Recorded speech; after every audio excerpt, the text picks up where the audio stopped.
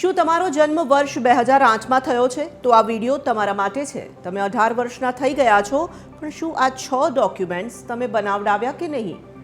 જો ના, તો તમારા અનેક કામ અટકી શકે છે, જેમ કે કોલેજ એડમિશન, નોકરી, બેંક એકાઉન્ટ, સ્કૂટર ચલાવવું કે પછી વિદેશ જવું. 18 વર્ષ થયા પછી આ ડોક્યુમેન્ટ્સ તમારી પાસે હોવા ખૂબ જ જરૂરી છે. સૌથી પહેલાં પેન કાર્ડ. આ વગર બેંકમાં કામ નહીં થાય, નોકરીમાં મુશ્કેલી પડશે અને પછી ITR પણ નહીં ભરી શકો. બીજું, વોટર આઈડી. તમે 18 વર્ષના થયા એટલે હવે દેશના નિર્ણયમાં તમારો પણ અવાજ છે. મત આપવાનો અધિકાર હવે તમારો છે. ત્રીજું, પોતાનું બેંક એકાઉન્ટ, કારણ કે હવે સ્કોલરશિપ, સેલેરી, UPI અને બધું જ તમારા નામે આવશે. ચોથું, ડ્રાઇવિંગ લાયસન્સ.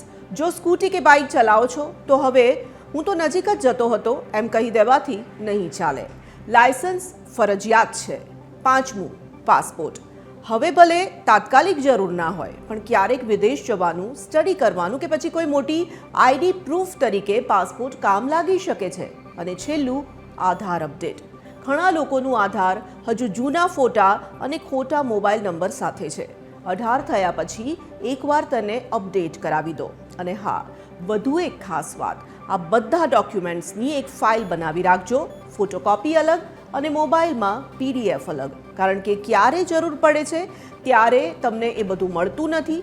શું તમે પણ 18 વર્ષના થઈ ચૂક્યા છો? તો કમેન્ટમાં લખો આમાંથી તમારું કયું ડોક્યુમેન્ટ હજી બાકી છે.